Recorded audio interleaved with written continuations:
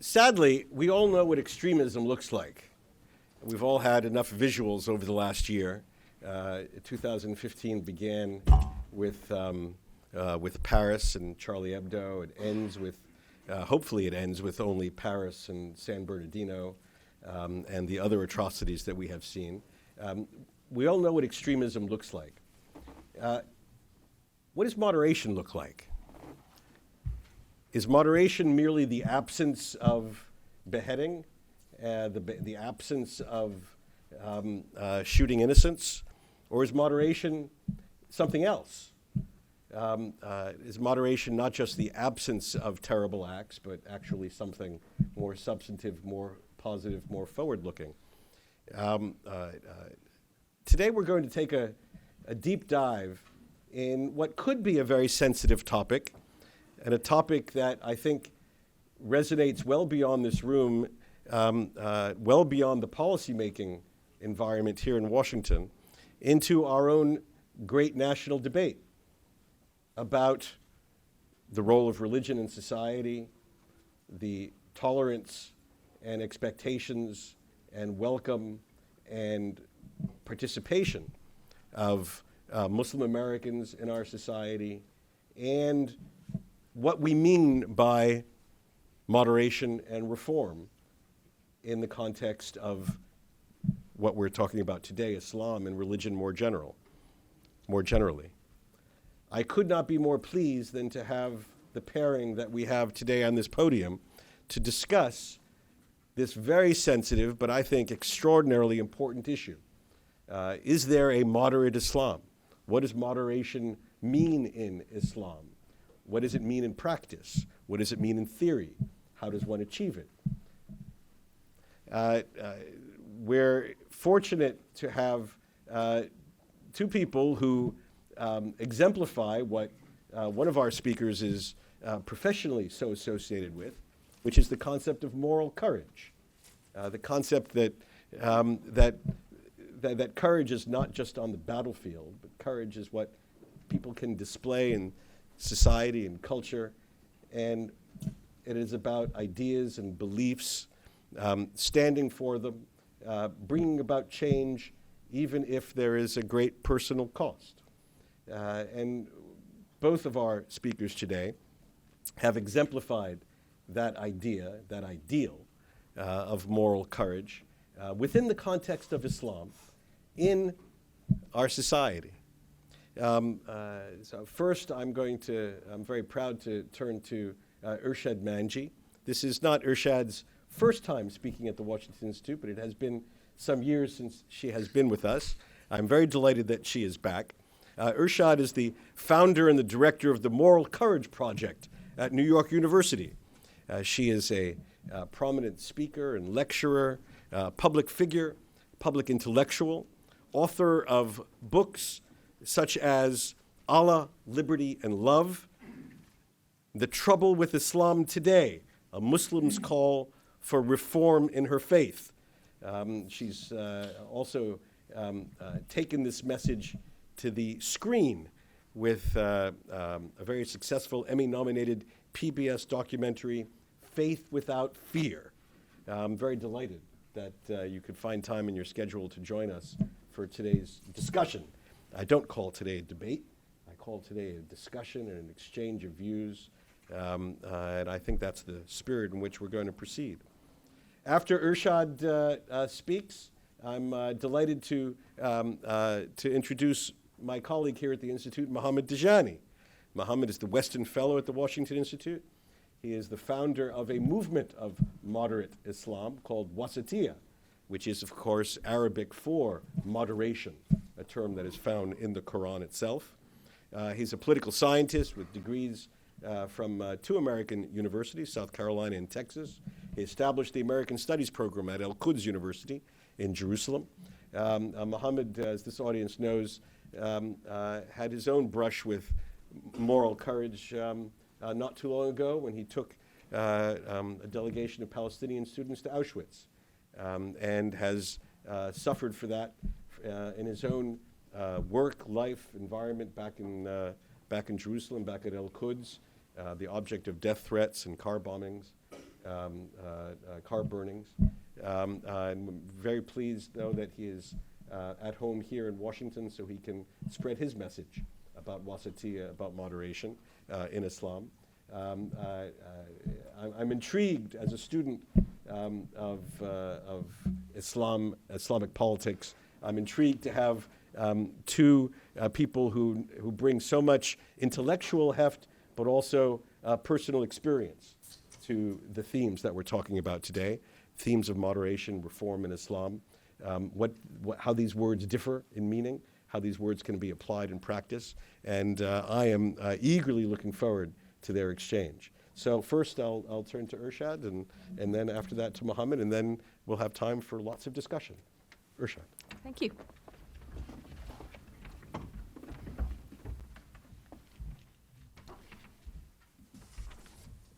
Well, good afternoon, everybody.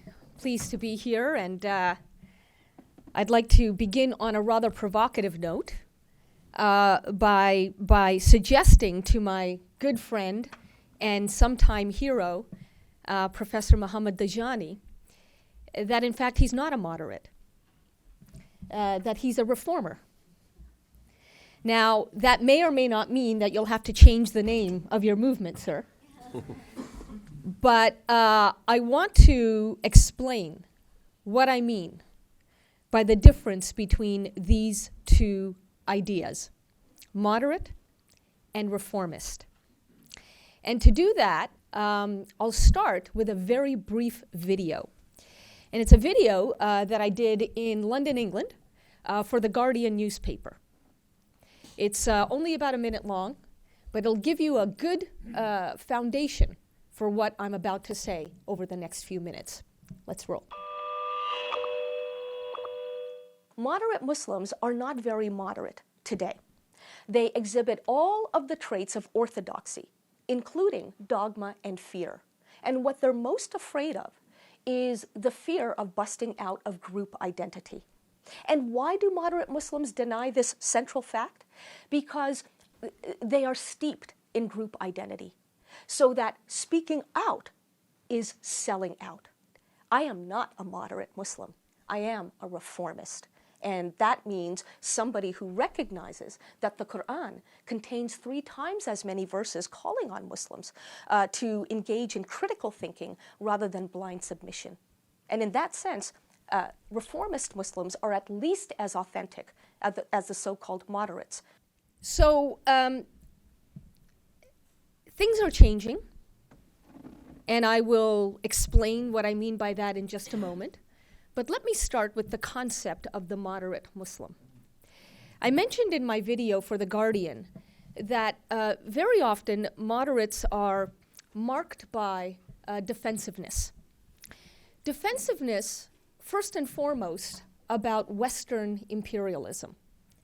So much so that they're distracted from dealing with the imperialists within Islam itself, the extremists, who study after study shows target and kill Muslims on far greater numbers than do foreign imperial powers. So defensiveness is one hallmark of the moderate Muslim. Another hallmark, though, is fear. And fear of what? Well, as I also explained, fear of busting out of group identity. And what I mean by that is many moderate Muslims are prone to calling people like me and people like Professor Dajani sellouts, traitors, you've heard it all before, Uncle Toms, native informants, simply for taking the risk of speaking truth to power, of having the moral courage to do the right thing in the face of our own fears of being stigmatized. Where does this fear and this defensiveness come from? I think it's cultural. It's not religious.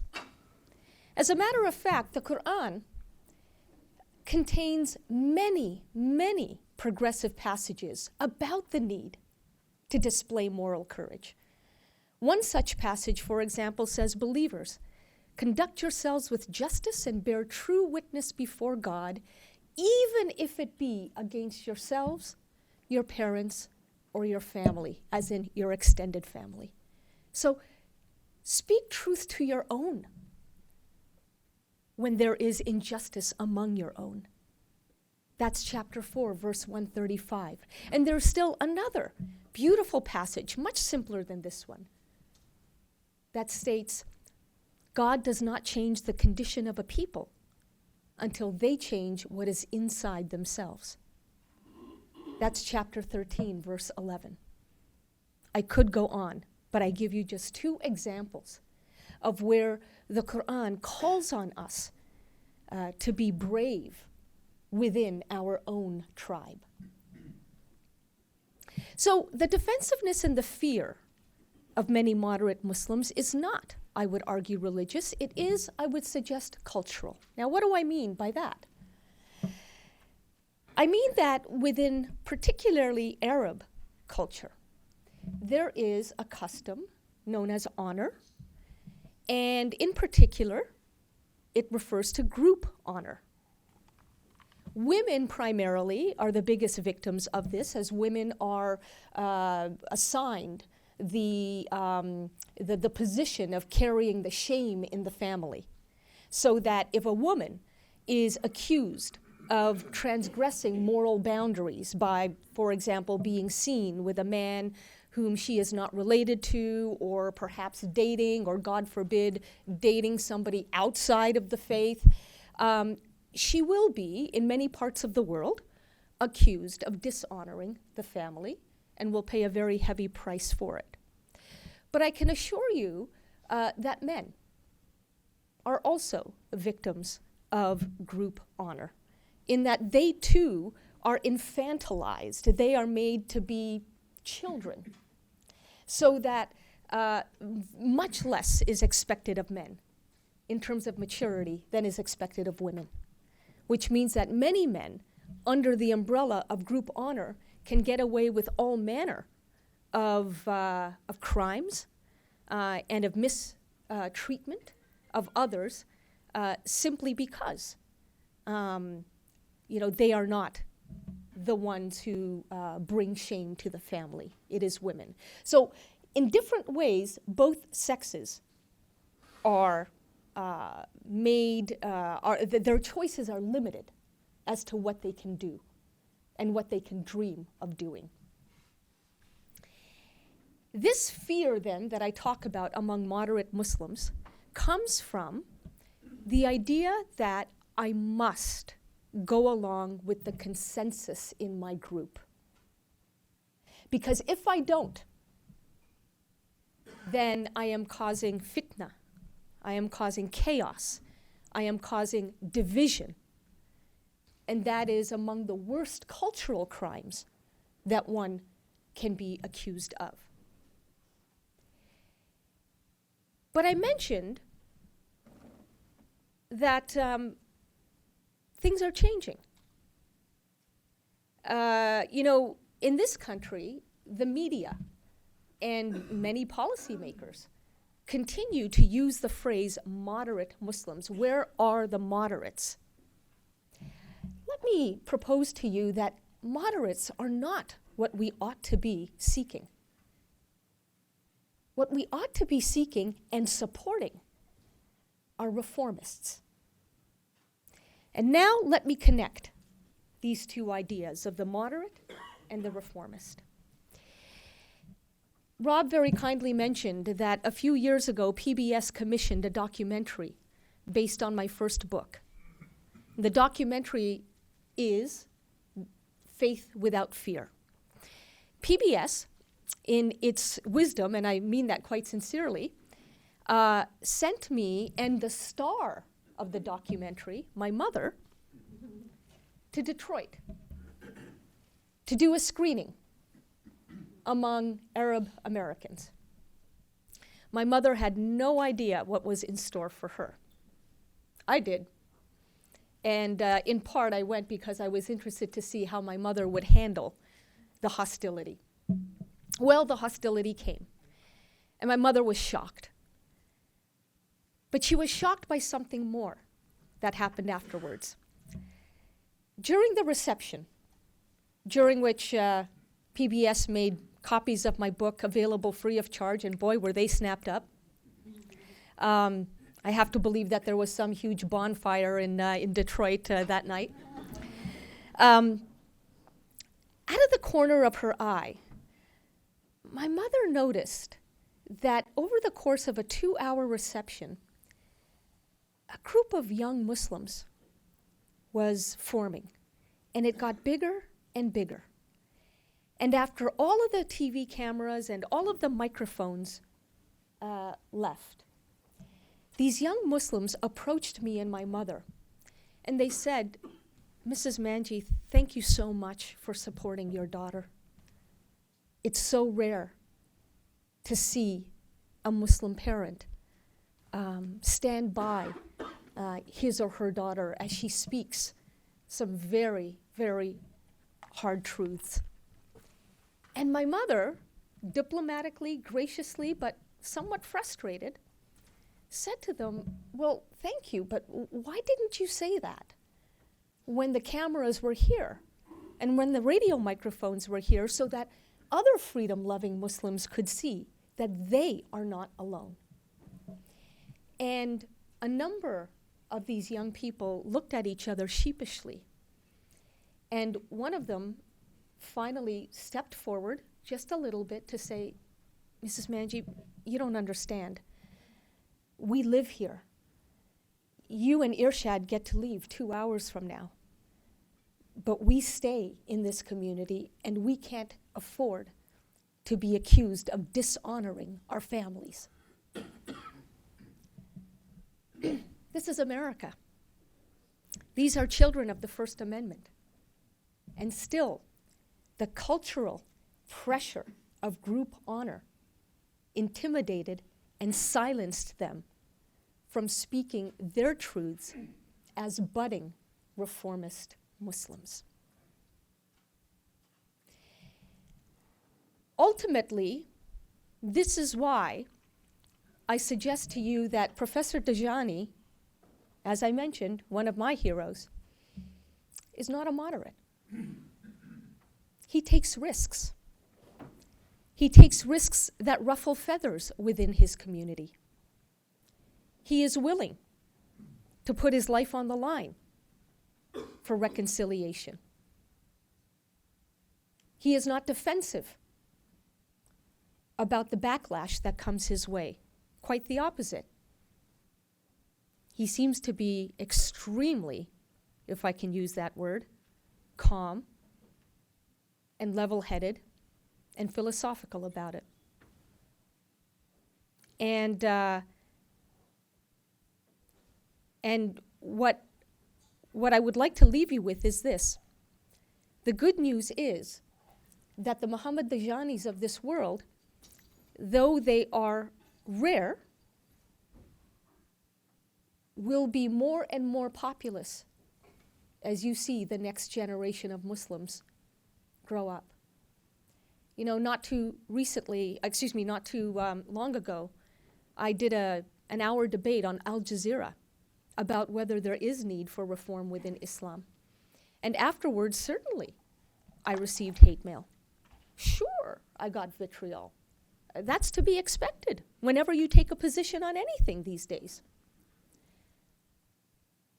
But what I also got were love bombs.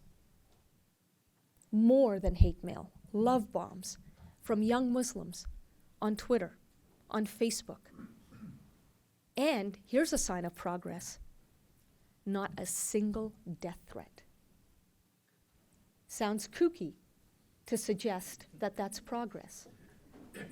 But on this issue, it is. And I think what has happened is that since 9/11, when many of the people who are now on Twitter were about this tall, are now this tall. And they have not internalized the defensiveness that their older brothers and sisters, that their parents and their aunts and uncles have. And so for them, open dialogue and honest debate are almost a given. And that is why I will go out on a limb and predict that in my lifetime, however short or long it may be, we will see a visible movement for gay and lesbian dignity among a new generation of Muslims. We will see imams, and not just lay Muslims, arguing for the full and unconditional equality of women. And we will see audible calls for respect of religious minorities within Islam, all of which are supportable within the Quran. The question is not about religious reform as such. The question is about cultural reform. And as Martin Luther King Jr. himself came to understand, cultural reform takes a very long time. If a country like the United States, born of the Enlightenment, of scientific rationality and individual liberty, needed more than 200 years to seriously tackle legislated segregation, surely we can give some of that time to Muslims to tackle our versions of segregation as well. Thank you very much.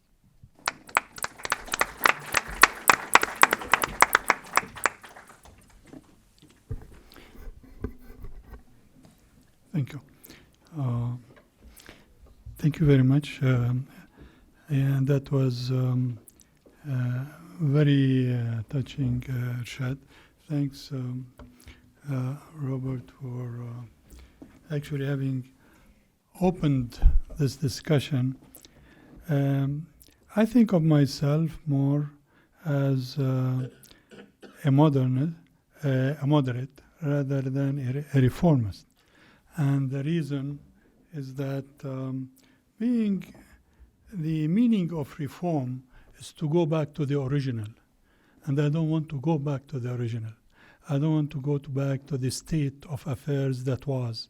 I want to go to the state of affairs that is. I want to move on from the past to the future. And that's why I would like to call myself a moderate rather than a reformist. And I hope that Irshad will follow my road or my path rather than lead me to her path. And maybe this way we can be able to have this dialogue.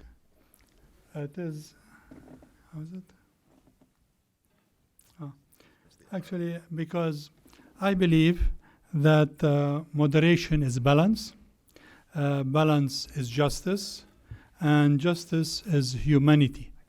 And this is my philosophy, this is my religion. So basically,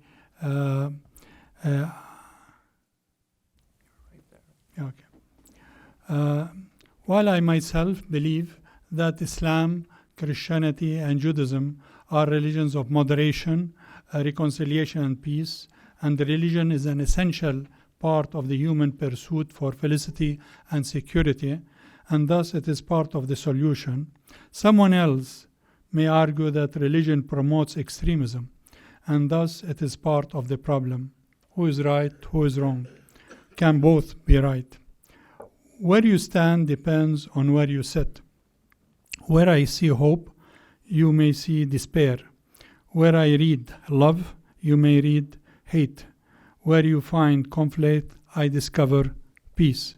So it is like the 9 blind people who were asked to describe an elephant, and each actually touched the elephant and there gave his own description. And so they came with different answers, but the point is that they are all wrong and they are all right.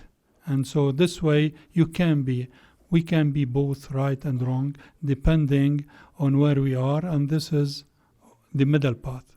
And so it is the gray zone that we have. A Hindu knocks on the door of a Muslim neighbor and asks if he could borrow a copy of the Quran. Of course, said the Muslim, let me get you a copy from my library. A week later, the Hindu returns. Thanks so much, he said. Fascinating book, but I wonder, could you give me a copy of the other Quran? But you are holding it, responded the Muslim. Which one do you mean, he asked. I read this one, replied the Hindu, but I need a copy of the Quran that is practiced by Muslims. So basically here, similarly, the Egyptian reformer Muhammad Abdu is quoted to have said upon his return from France, I saw there Islam without Muslims, and I see here Muslims without Islam.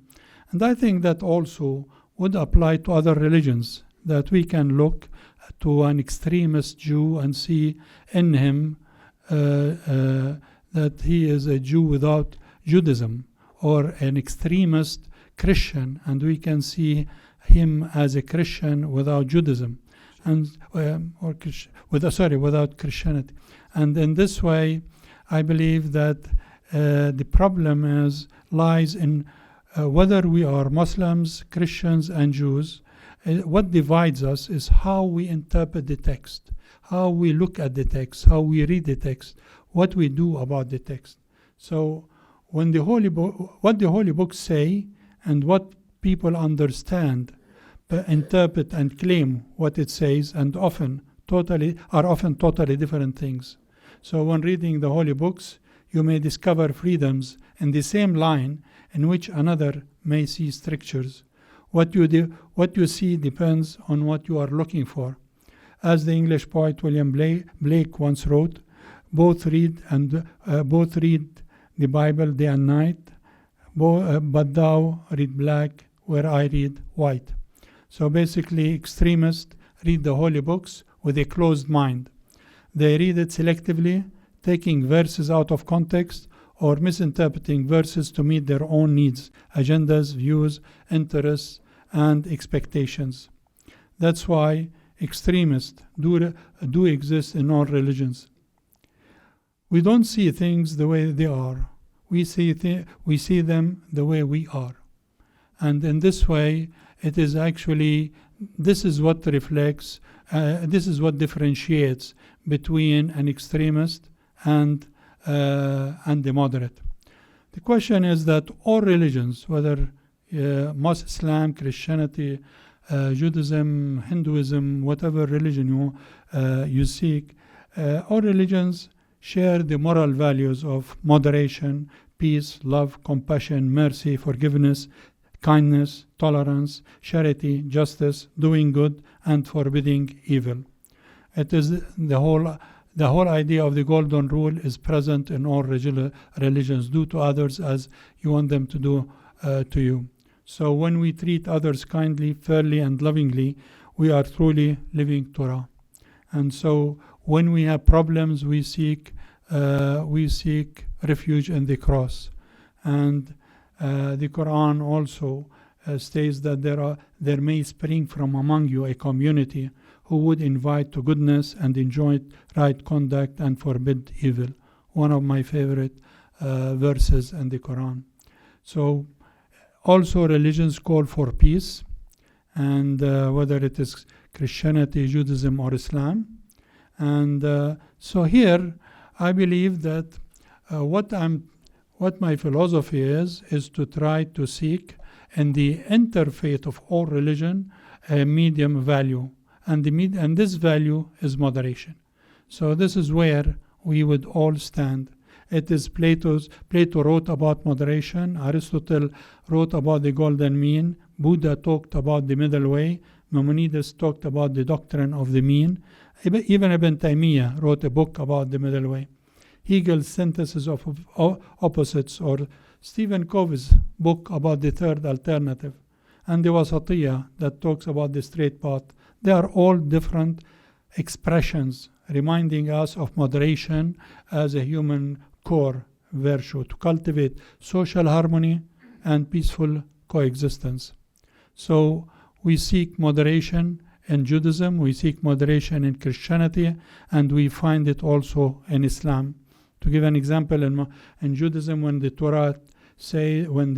Talmud says the Torah may be likened to two paths, one of fire, the other of snow. Turn in one direction and you will die of heat. Turn to the other and you die of the cold.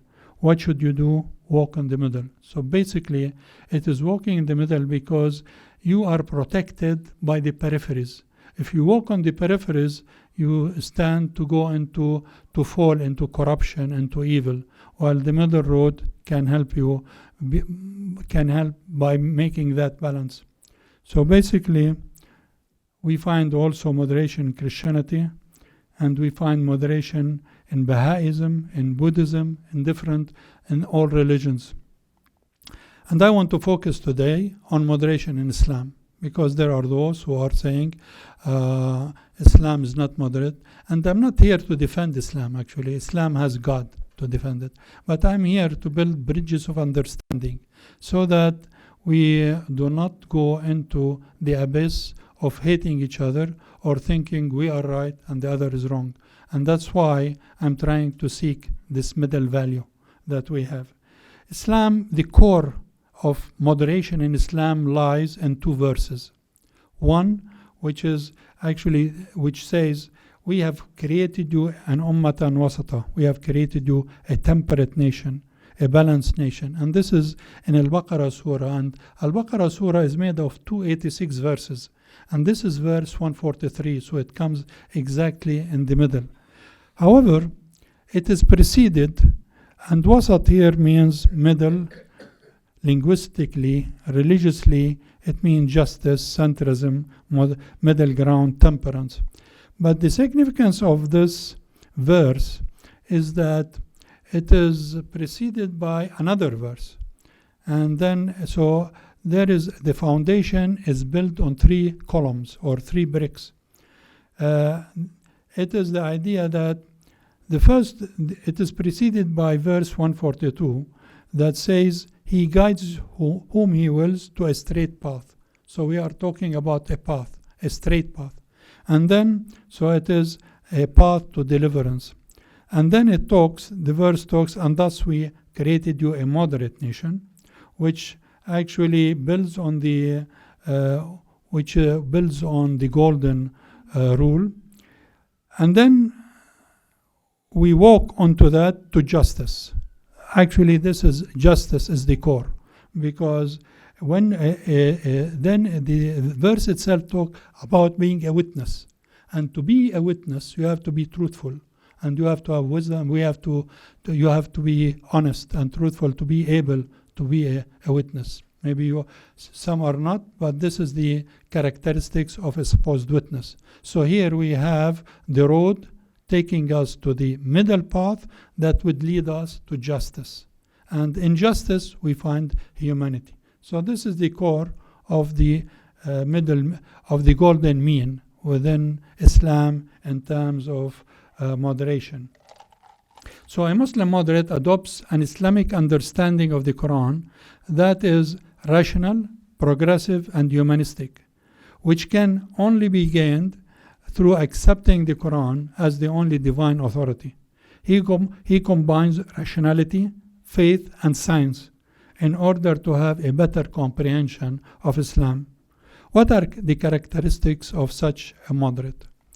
A moderate believes in doing what is right, because this is what the Quran says, and this is what all the other books say. So doing what is right is a really core essence of being a moderate. So the question is, what is right? And how do you know you are doing what is right? So basically the answer is found in the holy books. In verse Surah 3 and verse 4, which says, he has revealed to you the book with the truth, confirming the scriptures which preceded it. For he has already revealed the Torah and the gospel for the guidance of men and the distinction between right and wrong. So actually the holy books are the guiding light for a moderate. So basically thus a Muslim moderate believes in diversity and pluralism, because this is what the Quran says. We have made you into various nations and tribes so that you may know one another. He believes in a world which is multi-nations, multicultural, multi-religious, multi-languages. Because the Quran says, had your Lord pleased, he would have united all mankind. Had your Lord pleased, he would have made you one nation. Had it been God's will, he could have made all of you one religion. So basically, he had created us in diversity, in tongues and colors. So basically, it is not, indeed, you do not guide whom you love. God will guide whomever he wills. So a Muslim moderate believes jihad is the spiritual struggle within the soul and heart to rid oneself of evil and sin, and not a struggle against non-Muslims or a war waged to convert non-believers, since God guides. I'm not supposed to be a believer, a preacher. And so in this way, because it is God who guides us rather than people. And so the best jihad is a word of truth before a tyrannical despot. This is the, so, and thus we tend to see that whoever is guided, he is guided for himself. And a moderate believes in religious freedom, because the Quran says there shall be no compulsion in religion. This is the truth from your Lord. Let him who will believe in it and who will deny it. In dialogue, come to that which is common between us. In that the fact that God will judge on Judgment Day will judge in that in which we differ. I'm not here to judge you, whether you are against me, whether you believe in what I believe or you do not believe in what I believe. This is God's will. It is God on Judgment Day that will decide in that in which we differ. So basically, in more than one verse, we hear that echoes, because it says that I will judge between you concerning that in which you differ. So if a Christian believes that Jesus is Son of a God, and I as a Muslim believe Jesus is a prophet, it's not my place to tell the Christian he's wrong. It is God will decide on Judgment Day between us. So here, that's why I seek the values that are common, and I reject the values in which we differ, because those other values are not the reason why I should be in conflict with the other here on this earth. That's why a Muslim moderate does not believe in death penalty for converts, for agnostics, for non-believers, or for apostates, because it is the Quran that says if somebody does not believe in God, then his account is only with his Lord. So it is not my business to stone him, to behead him, to cut him, or to kill him. So also he believes in equality of sexes, because this is a hardcore that God has created man and woman from the same soul.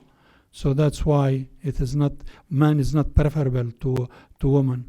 So I do not believe women should stay at home or should be uneducated. I also do not believe as a moderate that women have the right and freedom to wear and learn what they desire.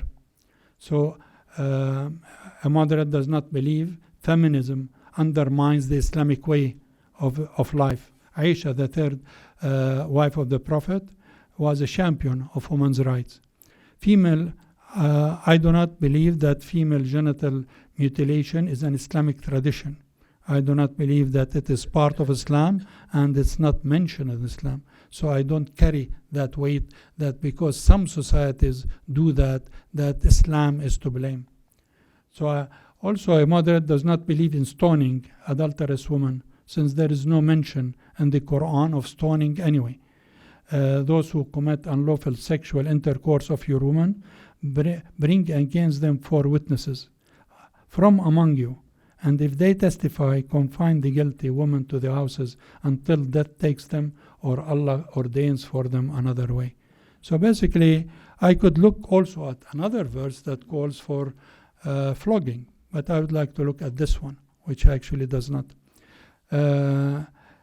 Also, moderate does not believe in suicide bombing against civilian targets, since the Quran condemns committing suicide or taking the lives of innocent persons.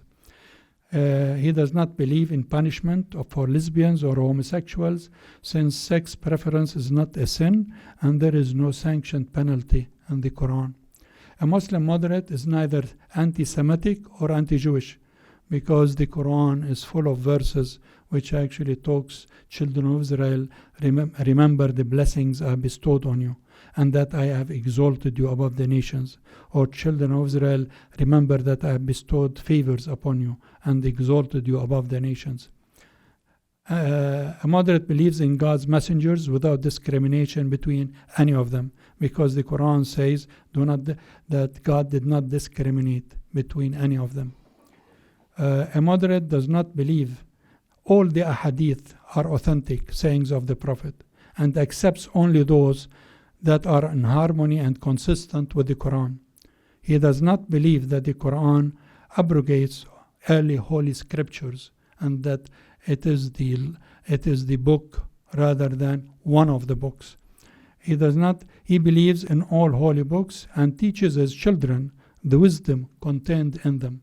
Actually, I tend to find that a lot of what we are being taught as children as Islamic wisdom has been taken from Jewish wisdom. So basically, that's why I think that our children should be taught Christian wisdom, Jewish wisdom, Muslim wisdom, even also for the non-heavenly religions. There is a lot of wisdom that we can learn from. A moderate believes in the wisdom of Gandhi, which says religions are different roads emerging to the same point. What does it matter that we take different roads so long as we reach the same goal? Moderates fight evil by not remaining bystanders. They stand up to the extremists committing terror and violence in the name of God and strive to spread the values of moderation, reconciliation, tolerance, and coexistence. An open, creative mind leads to moderation. Moderation leads to reconciliation.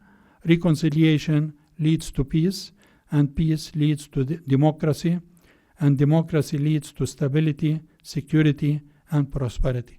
This is the model of moderation. So it leads us. We have to have an open mind to be able to be moderate. And in this way, it leads us to security eventually. The enemy is fear. We think it is hate, but it is fear. Gandhi was right in that. It is even today. The enemy today is fear and not hate. Even a Christian now today, when he says that Muslims should not be part of this community or should not come here, it is fear that is actually telling him not hate. Extremists will not be eradicated by waging war of hate against Islam, but by having Islam and Muslim moderates as an ally to conquer fear by promoting moderation and reconciliation in midst of crisis and conflict. When moderates keep silent, extremists claim they are right. I will not be a bystander. I speak to allay fear and to break this wall of silence. I am moderate. Moderation is my philosophy, my religion. Thank you very much.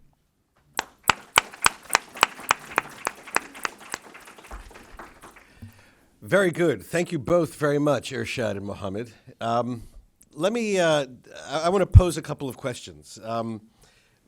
First to Irshad. Now that you've heard how Mohammed has explained his view of moderation, I'll just mention a couple of words in his description or definition. Rational, progressive, humanistic, believer in diversity, pluralism, and equality.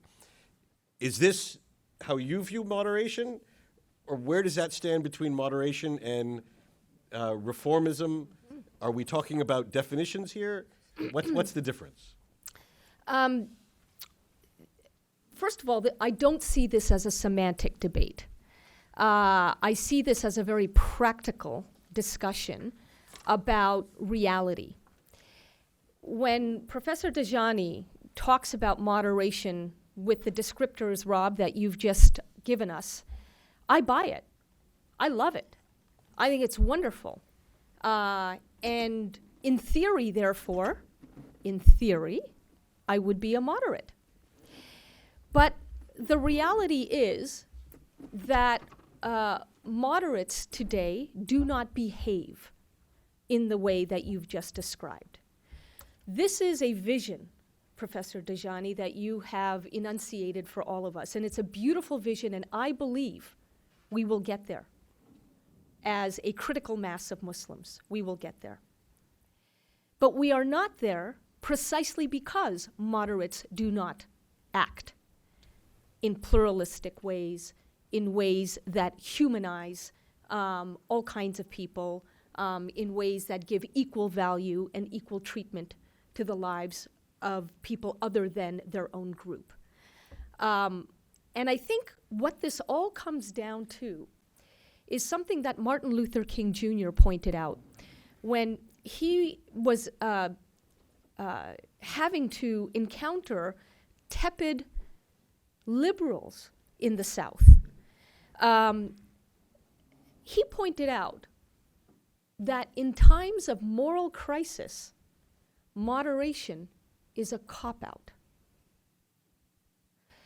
And what he meant was that when a system of belief that has the potential to be wise and tolerant and mature, when that system of belief has become so corrupt as to be the opposite of what it was meant to be, then being moderate in the way that you've described will not swing the pendulum back to wisdom and maturity and health. Rather, one has to be what he called radical, what I would call reformist. And so, he was saying this to those in the U.S. South who were in agreement with him that segregation, racial segregation, is wrong. But rather than all of these protests and all of these demonstrations and, calls for justice now, they wanted to take it slowly. The moderates wanted to be incremental in ending segregation. And MLK pointed out that the impact of injustice is not incremental. It is heavy, and it is urgent. And that's why we have to take a more, again, what he called radical approach to ending racial segregation. So I would argue that in the same vein, we as Muslims need to take a reformist approach to ending the injustices that we see happening in the name of our religion. And when we do, we will not get to a point of utopia. We will get to a point of moderation. So I'm describing the process of reform. You're describing, in my view, the destination. And the destination is indeed a humanistic, kind, loving, compassionate, merciful Islam. But we're not going to get there merely by not doing acts of terror. We're going to get there by standing up, by vocalizing a pluralistic vision of Islam, by, and this is key, taking the backlash that you have taken and that I have taken from our peers and our elders and sometimes our own families. And that is what stops most moderates from becoming, in their hearts, though they may be reformers, from becoming those reformers, because it's the fear of busting out of groupthink and out of dogma, the personal consequence, the personal cost that it takes. That is why we see behind closed doors many moderates saying the kinds of things that you're saying, but in public they are on script, and they will condemn Israel, and they will condemn America, and they will condemn India for Kashmir and all sorts of others. But they are loath to point even one finger at ourselves as Muslims and own up to the fact that we as Muslims are responsible for what is happening in the name of our faith today. Again, though, I want to emphasize this is changing. And, you know, anybody who follows social media will attest that young people, young Muslims today, don't use the word moderate to describe themselves. They are increasingly using the R word, reform. So I think, Professor, we're all wanting, those of us who use the word reform to describe ourselves, we're wanting to get to your destination. But like Martin Luther King Jr., we do not believe that an absence of tension will get us there. We have to work and create the constructive tension to achieve the presence of justice. Mohammed, powerful argument that to achieve this goal of moderation, you actually have to be an agitator. You actually have to be almost radical, or the term that you used from Martin Luther King's experience, although Irshad uses the term reformist now. So does one need to be sort of radical, reformist in order to achieve the objectives that you just outlined? Actually, when I was reading Irshad's first book, I came across a story that she has mentioned in which she talks about her being elected as president of she was young in a high school, and she was elected president of the class. And then she brought these photos of Ayatollah Khomeini and put them there. And then the supervisor came and saw them and said, you should put them down. It's not appropriate to have them there. So she said, why? And I remember that when I was also elected president of the American University in Beirut, to be president of the student council, I also brought pictures of Che Guevara, Lenin, and Ho Chi Minh, and put it in my office, and then the president came to a meeting and he saw them, got very upset and asked me to put them down, and I asked the same question, why? And but we move on from there. Now she mentions Martin Luther King, who is now my hero, along with Gandhi. I put down the pictures of Che Guevara and put up the picture of Martin Luther King and Gandhi. However, I also believe in the wisdom of this rabbi who two Jews came to him regarding a festering problem, conflict between them. And then when the first said his side of the story, he told them, you are right. And then when the second told his side of the story, he told them, you are also right. And then when they left, the wife looked at him and said, but Rabbi, how can they both be right? And to her he said, wisely, you are also right. So basically, and then actually one rabbi explained to me why she was upset, is that usually the rabbi gets money from the one who loses. So if both of them win, then there is no money there. So that's why she was somewhat upset. Anyway, the point is, I believe that what worked for South Africa might not work here, might not work. We should see things as they are, and then we should learn from other experiences, but we should not copy them because they might not work. For instance, now there is a lot of talk about BDS, about boycotting Israel as what happened with South Africa, which I believe is wrong, because I think that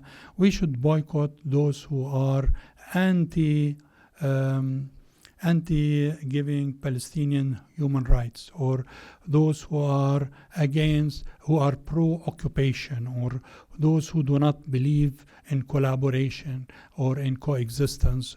Okay, if we want to boycott such entities, but you do not boycott the whole entity. Those who are supporting the cause and those who are against the cause. So basically, what worked for South Africa will not work in our case in Israel and Palestine. That's why I'm against BDS, and I believe in dialogue. And that's why I believe in our case, dialogue is the answer. Maybe boycott was the answer in other places, but in our case, it is dialogue. And this way, I believe that balance and moderation is the answer, in the sense that I believe that in trying to reach out to the other, we need to bring the good in the other. And this is what I'm against Trump in his speeches, where he is trying, like McCarthy before him, he's trying to bring the evil in the other, in the person, in the individual. He is not trying to bring the good out of him. And in his appeal, he might bring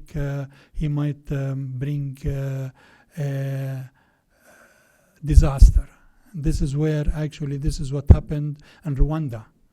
Just a radio broadcasting caused a whole massacre of hundreds of thousands of people within 4 months. This is what happened in Germany in the Holocaust. It was actually the incitement, the continued incitement against Jews, that has caused eventually to erupt into the Holocaust. The Holocaust did not happen in vacuum. Similar, the Rwandan massacres did not happen in vacuum. And that's where we have to be very careful about what we say and what we do. And that's why I believe in balance.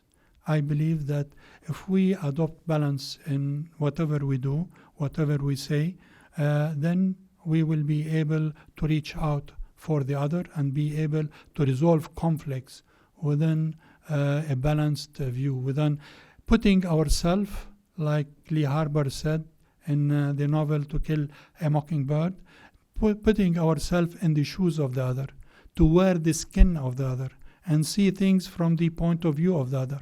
And that's why I believe that the Palestinian-Israeli conflict will be resolved when we do that. And that's actually my hope. And that's why when people ask me, are you optimistic or pessimistic? Why aren't you see what is happening, and why are you still optimistic?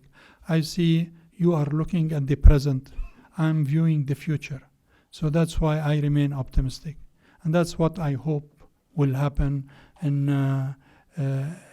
dealing with these conflicts. That's why I remain moderate.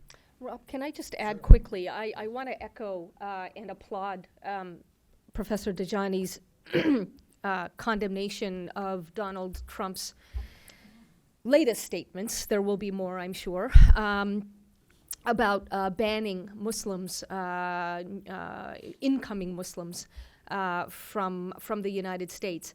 I recognize that in calling for reform and suggesting that moderation in times of moral crisis will not solve the moral crisis, I realize that my statement could be misconstrued as meaning that immoderation is the better approach.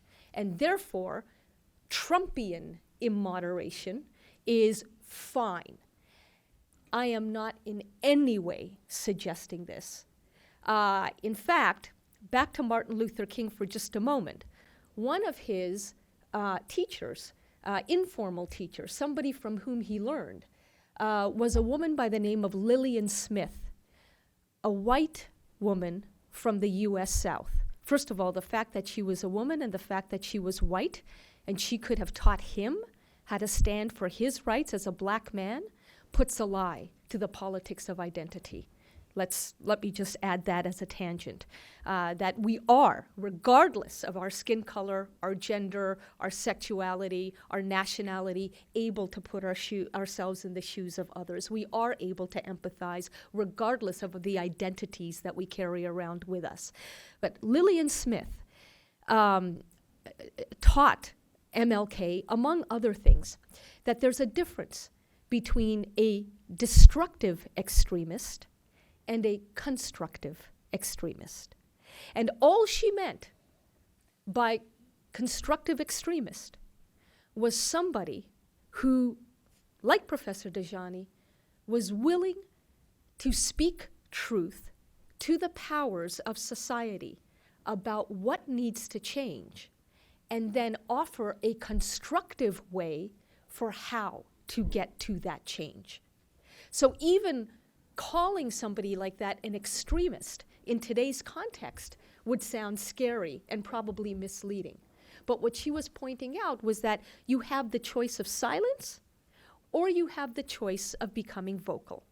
And if you become vocal, make no doubt, make no mistake, you will be deemed an extremist by many moderates, just as I have been likened to Osama bin Laden by many moderates. I've just been told that I'm the liberal version of Osama bin Laden, which makes me wonder when was the last time I ordered, planes into buildings. The point is, therefore, that when we talk about change, and positive change in particular, moderation as a destination is both beautiful and Islamic. But as a process and as a means, it is what Lillian Smith called walking down like a chicken down the middle of the road and being run over by vehicles coming from both sides. You have to stand for something, and you do. And this is why, again, Professor, with every shred of respect that I can muster, I wholeheartedly embrace your point that moderation is what we need to become. But I suggest to you that in order to get there, we need tension. We need people to get out of their comfort zones and begin thinking and begin engaging. And it doesn't have to be an ugly engagement, but it does have to be engagement. And most people will not engage unless they are somehow riled up to do so. And that is why interfaith dialogue, for example, leads nowhere. It's all about exchanging platitudes about love and common ground, but it doesn't challenge one another to actually examine what it is in our own belief systems that differ from the others and why, and whether we need to change ourselves in order to get to that point of social cohesion and coexistence. So tension is key, but it can be a creative tension, not a destructive one. Let me just comment about the interfaith dialogue. I thought that would trigger a Actually, comment. I believe in interfaith dialogue because I've seen that there is a lot of ignorance about the other. We as Muslims do not know much about Christianity and Judaism. Christians, Jews do not know much about Islam. And I was at the Hebrew University a few years ago in which a Jewish professor, it was a seminar about anti-Semitism. And I was the only Arab or Palestinian or Muslim in that meeting, in which he was arguing, the professor before me was arguing that the Quran is anti-Semitic. And he was bringing verses saying that the Quran describes Muslims, it describes Jews as pigs and apes. And so I was shocked, because I did not think that the Quran does that. I have not by that time read the Quran, so I was wondering, does my religion do that? And so when it was my turn, I actually challenged him, saying that I do not believe the Quran does that.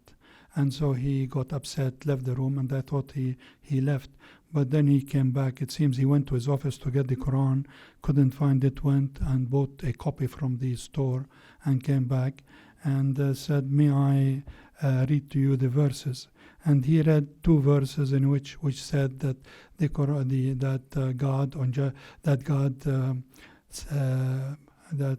God punished the Sabbath breakers by making them into apes and monkeys and pigs, swine or something. And so I said, but this is not about Jews. This is about God punishing Sabbath breakers. And the Talmud, the Sabbath breaker is punished by death. So here it is a punishment. It's not about the Jews as a religion. And there are many verses there that are also misunderstood.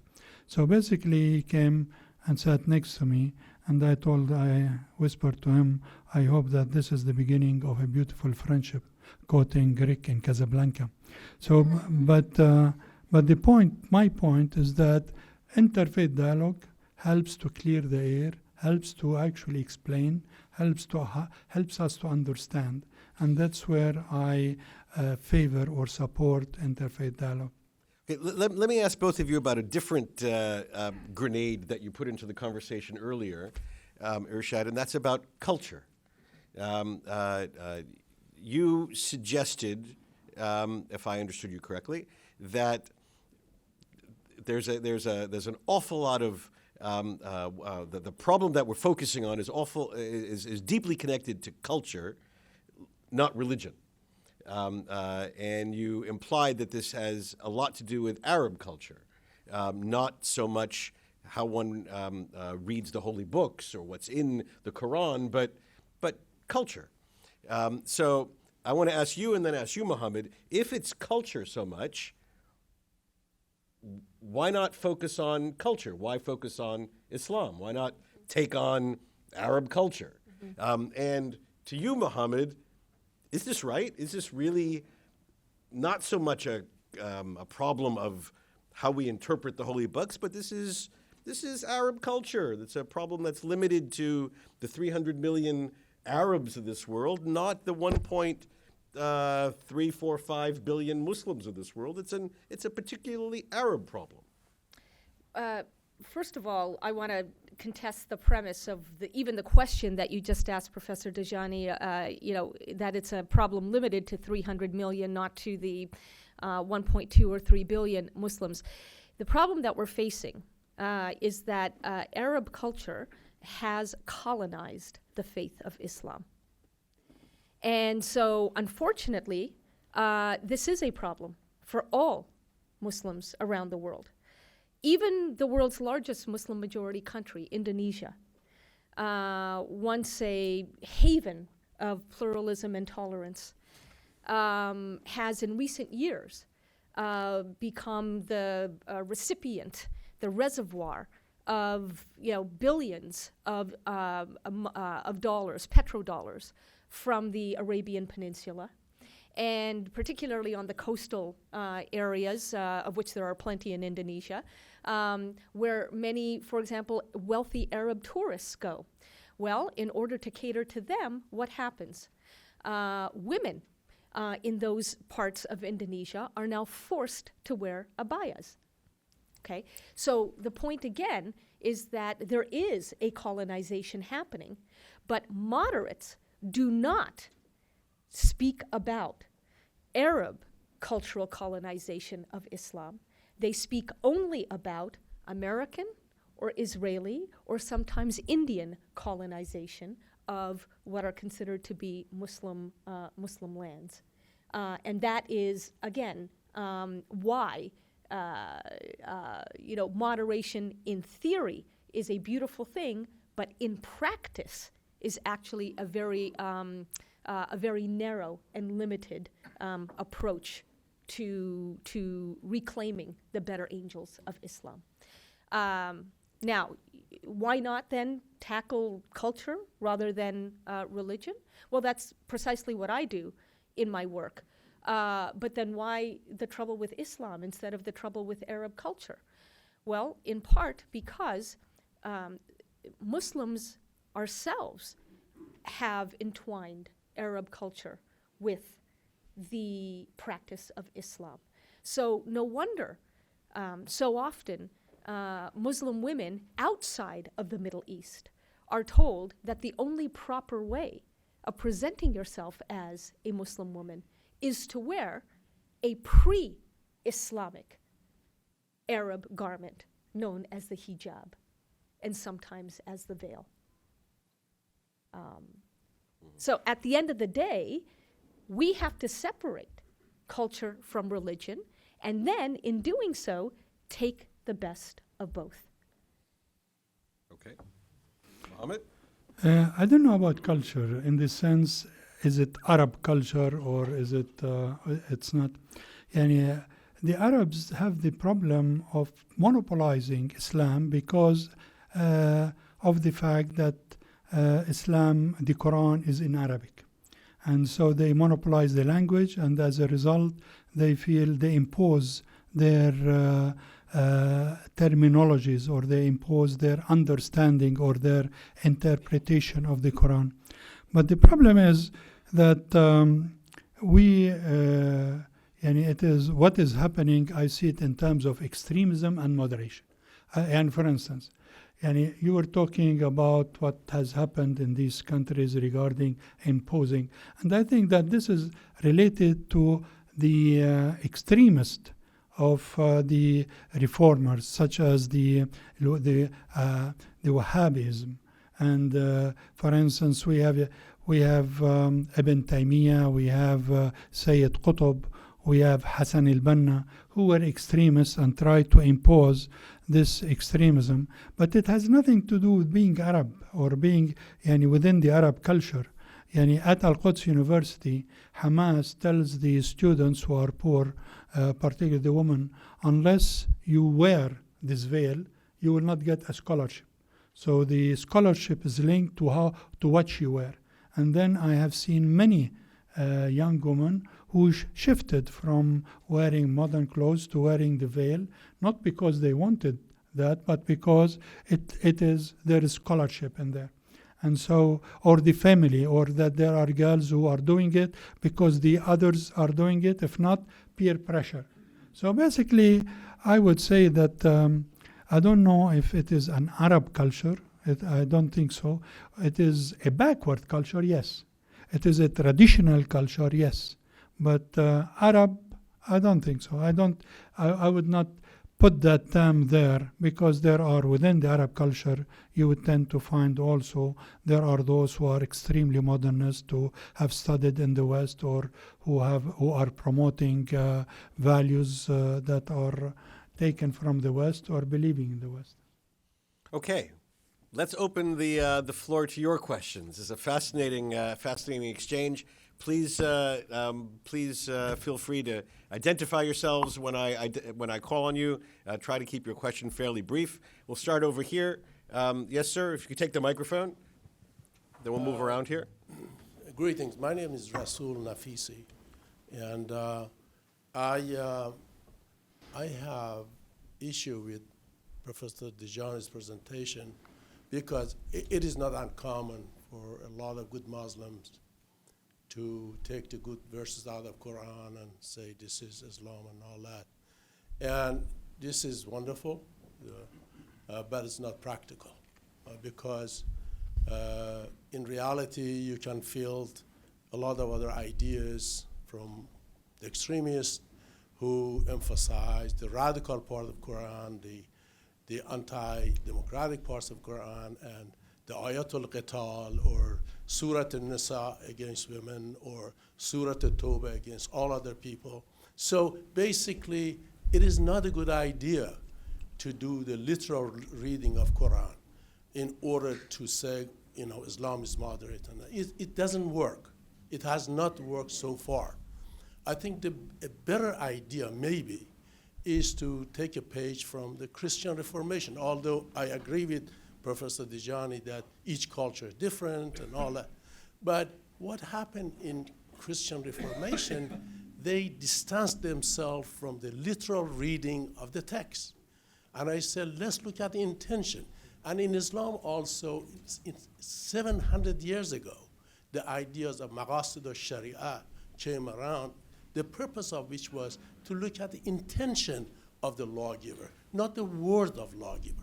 So this is my Okay, so the question, can we ever, by focusing on the literal reading, reach the goal you want to attain, or do we have to transcend that into a higher level of trying to understand what the intention is? The intention is humanity, and the intention is the good of humanity. So basically, if you are reading the Quran with that intention, then you will read a verse that will say, cut the hand of the thief. But you will miss that it says, but if he repents, then God is forgiving.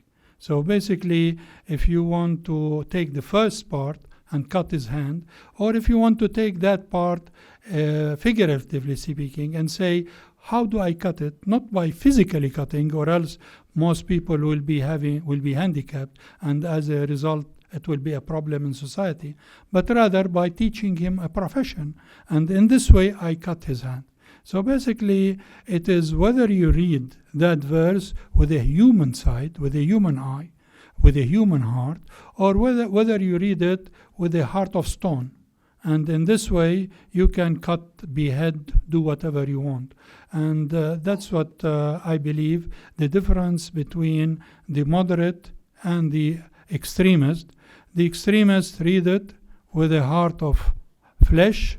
The extremists read it with a heart of stone. The moderate reads it with a heart of flesh. So basically, that's what the Quran is all about. That's what Islam is all about. That's what all religion is all about. And let me just quickly add that what the professor is talking about here is, of course, interpretation. And yet, if we look at the Quran literally, one of the things that I have been so surprised over the years in researching and studying the Quran is that it does differ from the Bible, both the Old and the New Testaments, in some significant ways.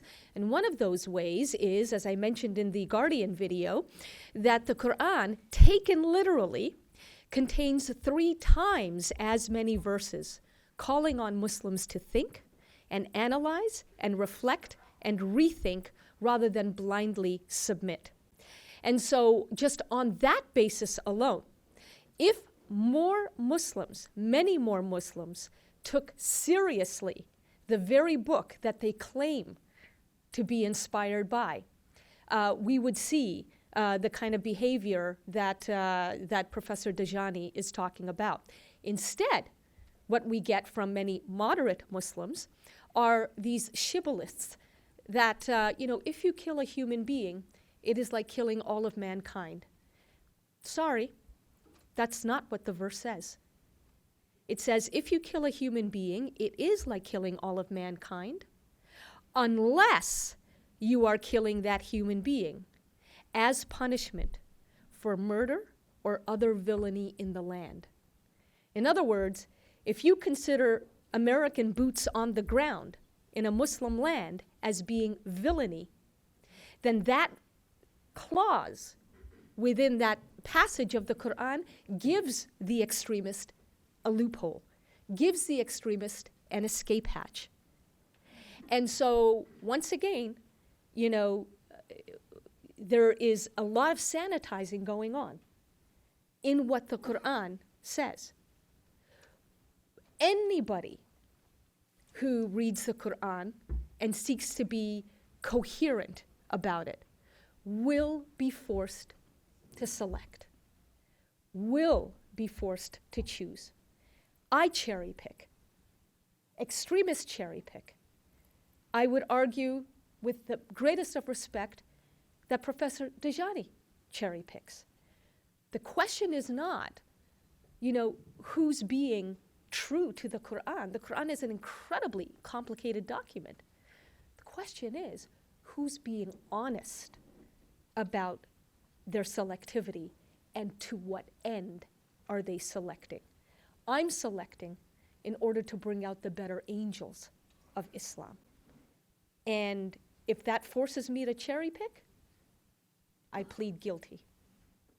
It's not about cherry picking. No, I don't agree. I think that it is more about how you read the text, how you understand the text. In the sense, even the text about, and for instance, to give you an example, the Al-Fatiha is like Lord's Prayer, and it has 7 verses. And then the last verses say, guide us to the right path, not the path of the path of those whom you have blessed, not those with whom you are angry or those who are lost. When I learned that, I was taught that those who are blessed are the pious. God is angry with those who do not believe in Him, and the lost are the those in between, the hypocrites.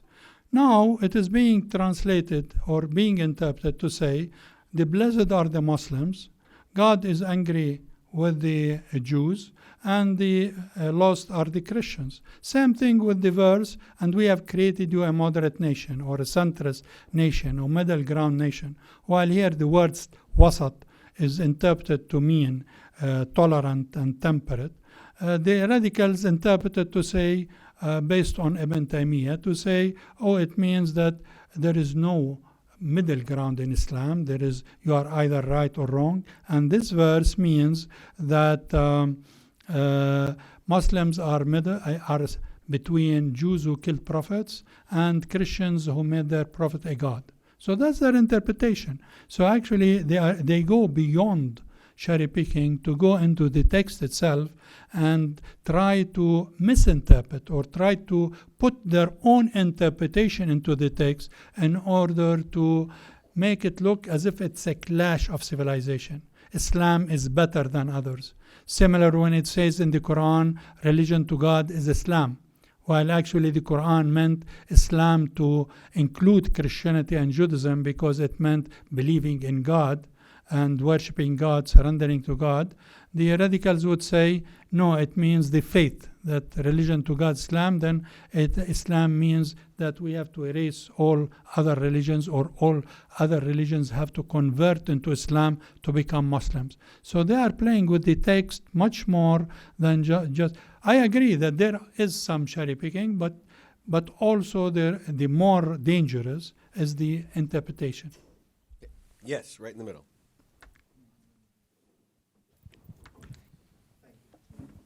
Greg Rose, formerly at the Defense Department. In my work at the Defense Department, I had some tangential involvement in strategic information programs that the United States government, military, and State Department were undertaking on the whole issue of battle of ideas, so to speak, in the Arab world.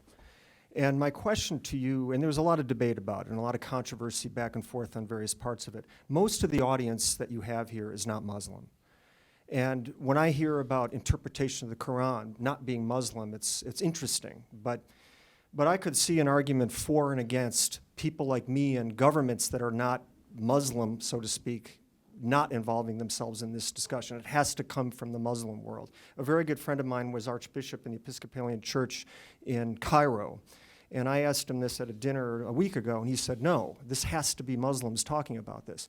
So my question for you is that. What role, if any, can and should the non-Muslim world play in the debate that you are both deeply involved in? And I mean not only in terms of non-Muslims in general, I mean government, I mean think tanks like the Washington Institute, other think tanks, and so on. What role should non-Muslims play in the debate that you both are frankly risking your lives in what you're doing? Good question. Irshad, you want to start?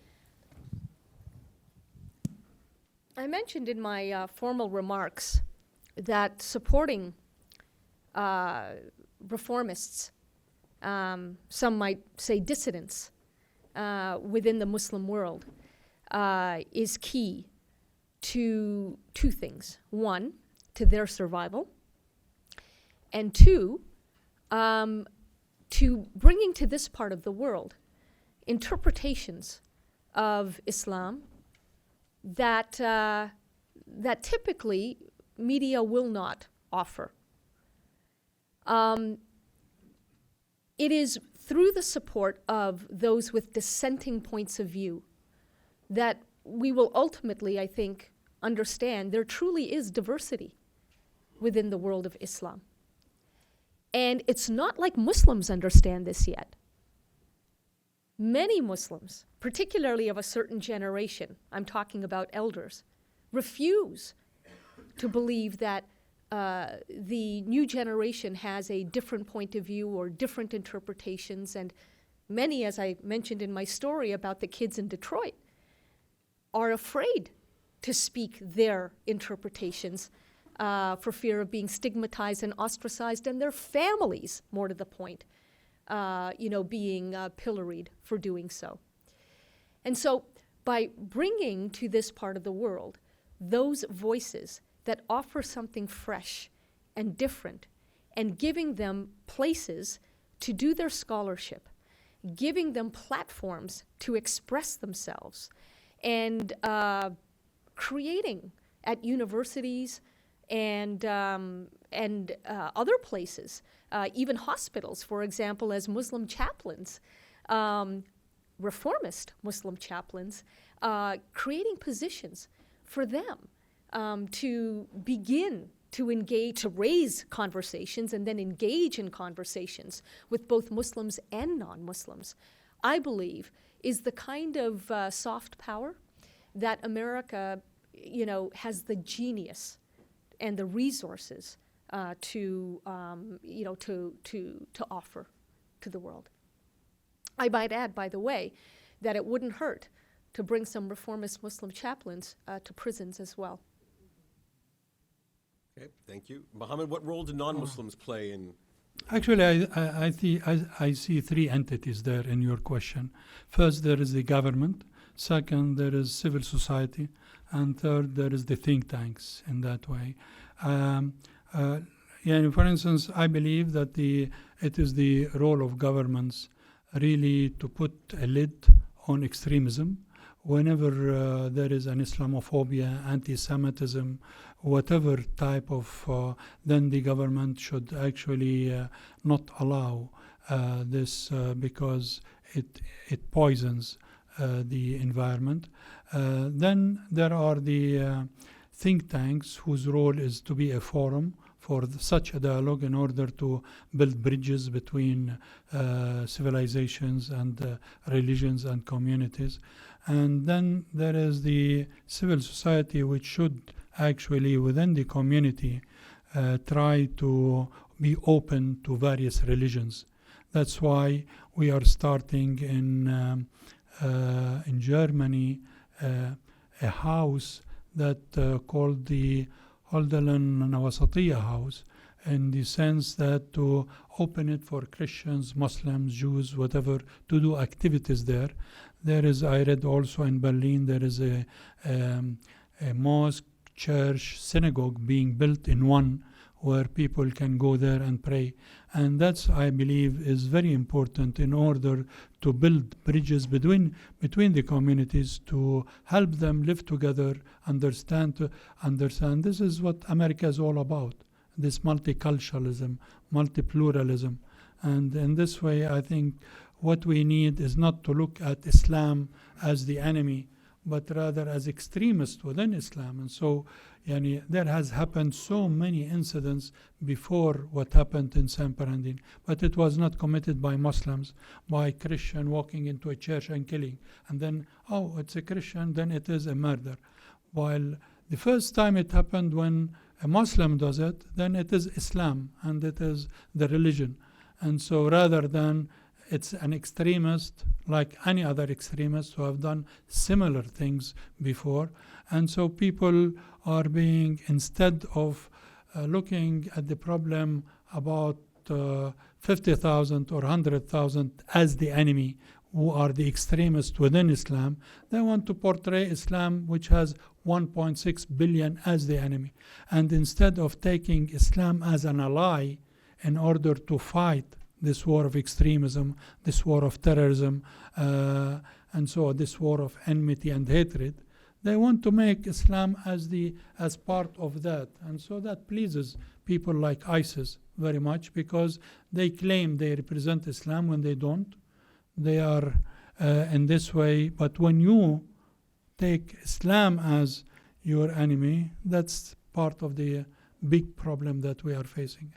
And this is where statements like Trump and other Republican, actually presidential hopeful, were not helpful in this, because they are bringing the evil in the people rather than the good.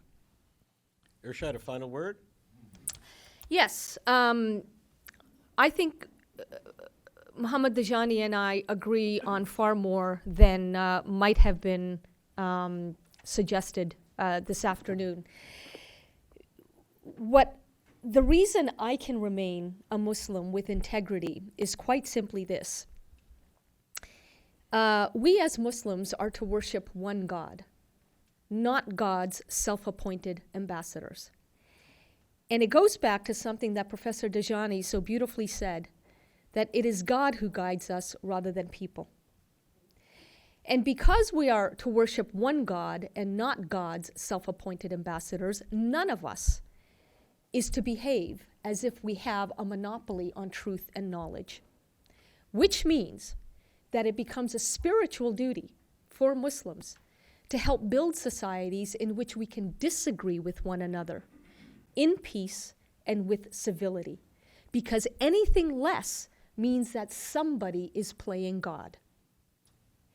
And so here is the delicious, perhaps paradoxical bottom line. Worshipping one God obliges us to defend human liberty. Maybe that makes me a moderate, maybe that makes me a reformer, but what I do know is that it makes me a friend and admirer of Mohammed Dajani. And me, the same. Thank you very much. It doesn't get better than that. So, look, Irshad, Mohammed, thank you both very much. This is a really fascinating conversation, and I'm quite grateful for the exchange of views. Thank you very much. Thank you. Irshad, thank you, Thank you. Mohammed. Thank you all.